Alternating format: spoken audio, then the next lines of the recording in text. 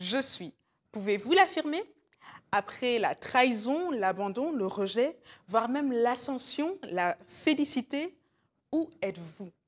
Face aux affronts et acclamations de ses contemporains, Jésus n'a pas hésité lors de sa mission à déclarer « Je suis ». À tel point qu'à terme, tous furent frappés de son enseignement.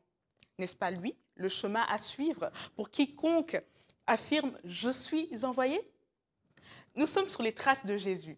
Bonjour à tous, je suis Liv. Entretenons-nous avec le pasteur Simon Oko. Sur tes traces, je veux marcher. À ta suite, Seigneur, te retrouver. Sur tes traces, je veux rester. Bonjour pasteur. Bonjour Liv. Alors bienvenue, nous arrivons à la fin de notre saison 1 de l'émission sur les traces de Jésus déjà. En effet. Mais nous allons donc continuer avec nos questions et alors clôturer pour cette première saison avant de revenir avec une autre émission. D'accord. Alors, pasteur, est-ce qu'on peut affirmer que Jésus sème pour que les disciples moissonnent? Jésus sème pour que le disciple moissonne. Oui, on peut l'affirmer. On peut affirmer que Jésus sème pour que le disciple moissonne. Et c'est ce que font tous les visionnaires en fait. Okay. Il y a un visionnaire, il commence, et puis il y a un successeur, et ainsi de suite. Il y a un visionnaire qui se bat, qui met du temps à apprendre et à maîtriser un principe, et puis après il enseigne à plusieurs qui apprennent un principe que l'autre a appris en 5 ans et qui l'apprennent peut-être en 2 semaines. Donc on peut clairement le dire, Jésus sème, et puis les disciples moissonnent. Et donc, est-ce qu'à un moment on arrive où les disciples eux-mêmes moissonnent ou comment ça se passe en fait bon, je ne veux pas dire histoire de moisson, mais comment ça se passe ce principe en fait?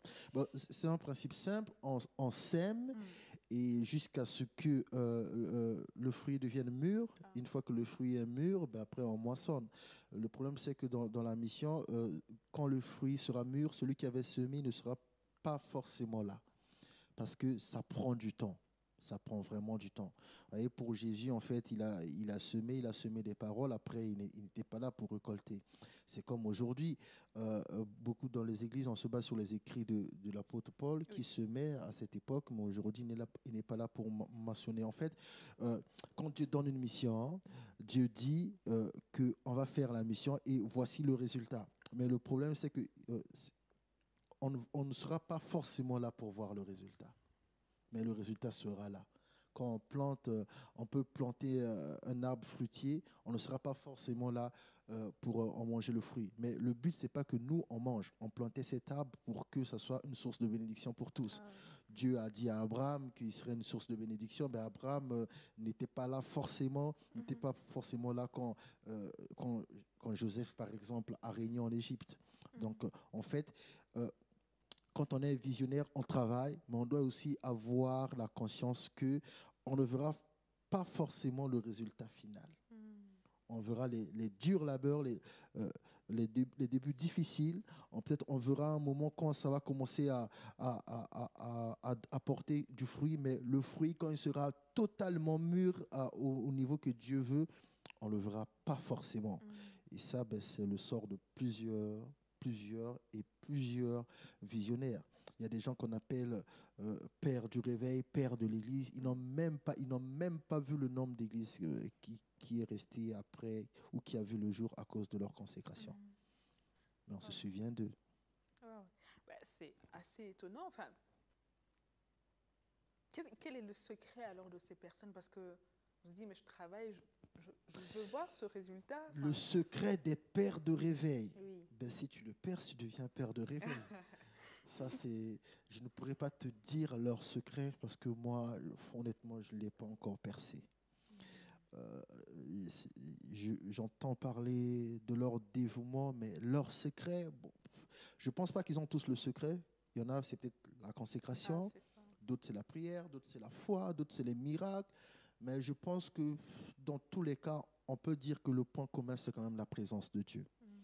qui est foi, qui est miracle, qui est prédication de feu, le point commun, c'est quand même la présence de Dieu. S'il n'y a pas Dieu, il n'y aura pas une foi. S'il n'y a pas Dieu, il n'y aura pas une vie de prière extraordinaire. S'il n'y a pas Dieu, il n'y aura pas des miracles. Donc, leur secret, on peut dire que c'est la présence de Dieu. Alors, comment ils ont réussi à atteindre et à garder la présence de Dieu? Point d'interrogation. D'accord. Là, je pense que c'est l'objet de plusieurs recherches, et de façon documentaire, et de façon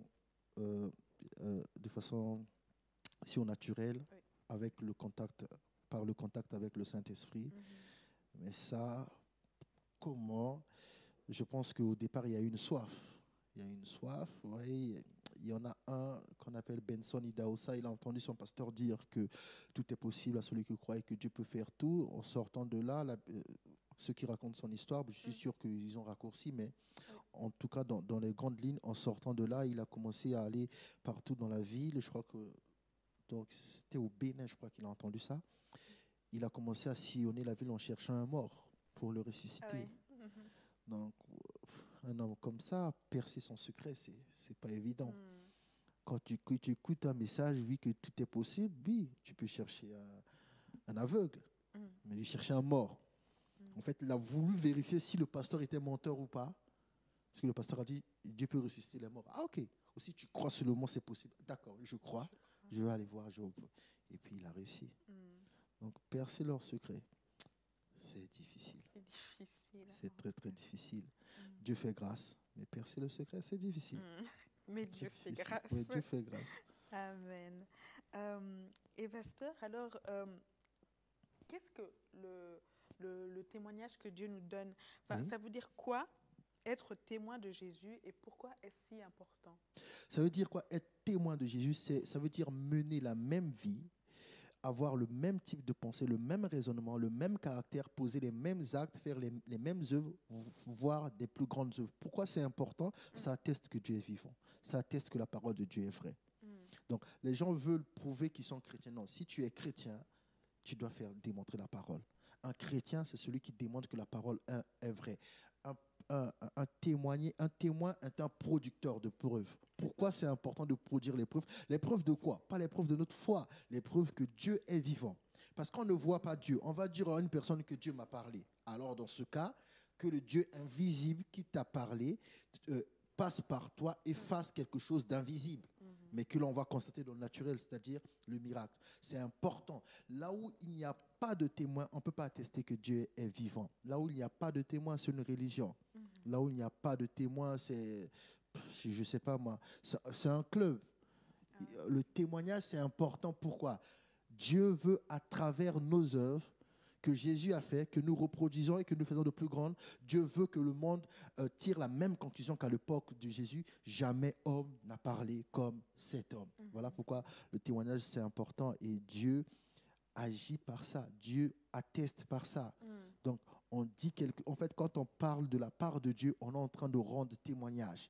Et comme on rend témoignage à la vérité, Dieu atteste la vérité par des signes, des miracles et des prodiges. Voilà pourquoi c'est important. Là où il n'y a pas de témoin, il n'y aura pas de miracle. Là où il y a eu des miracles, ça signifie que la personne ou les contemporains de cette personne étaient en présence d'un témoin. D'accord. Il a déclaré la parole de Dieu et Dieu a attesté. Et c'est là que les gens peuvent se dire, ah oui, il y a un Dieu qui est vivant. Parce que Dieu, on ne débat pas. Dieu, on prouve qu'il existe. Dieu, on le manifeste. On ne fait pas un débat. Un témoin ne fait pas un débat. Un témoin, quand il ouvre la bouche, la conversation est close, le procès est clos. Pourquoi? Il apporte l'élément qui règle la question qui était traitée depuis il apporte l'élément qui apporte comment dire, la pièce qui manquait à l'histoire pour que la solution soit là. Un véritable témoin, dès qu'il a parlé, ben, il fait pencher la balance d'un côté ou d'un autre. Donc, Dieu, il a besoin de témoins. C'est même pas négociable. On doit démontrer que Dieu est vivant. C'est-à-dire, dès qu'on a parlé, dès qu'on a agi, que l'on croit ou pas, que l'on suive ou pas, mais une chose est sûre, personne ne pourra contester ce qui vient de se passer. Pourquoi? Parce qu'on a en face de nous un témoin. Ok. Pasteur, c'était la dernière question. Nous Ah, sommes ok, arrivés d'accord. à la fin de cette première saison. Oui. Donc, nous retenons pour cet épisode, donc, soyons des témoins. Nous sommes producteurs de preuves, tout simplement. Voilà. Et Pasteur, si tu pouvais juste dire un mot pour Oui. cette première saison, Oui. le mot de la fin, je veux dire, pour cette première saison. Un mot de la fin. Ben, merci à toi. Merci à la structure qui nous donne cette opportunité d'avoir ces entretiens, c'est-à-dire I Need Air Studio. Et merci à vous qui avez suivi, qui êtes restés connectés, Que Dieu vous bénisse. Je dirais simplement à une personne que tout s'apprend. Aucun géant n'est né géant. Aucun arbre n'est né arbre. C'est commencé par une faible plante, mais un jour c'est devenu un arbre. Les oiseaux du ciel viennent, les hommes viennent, et tout le monde vient consommer du fruit. Donc, n'ayez pas peur de commencer petit, n'ayons pas peur de commencer petit. Il faut apprendre, tout s'apprend, et un jour, on atteindra la stature parfaite de Christ et on manifestera les œuvres de Jésus-Christ. Amen. Merci beaucoup, Pasteur. Merci pour tous ces entretiens donc, que nous avons pu avoir. Et je suis sûre que chacun a eu quelque chose, chacun a eu sa réponse en tout cas. Gloire au Seigneur. Alors, merci beaucoup. Merci. Et alors, à la prochaine saison. À la prochaine, oui.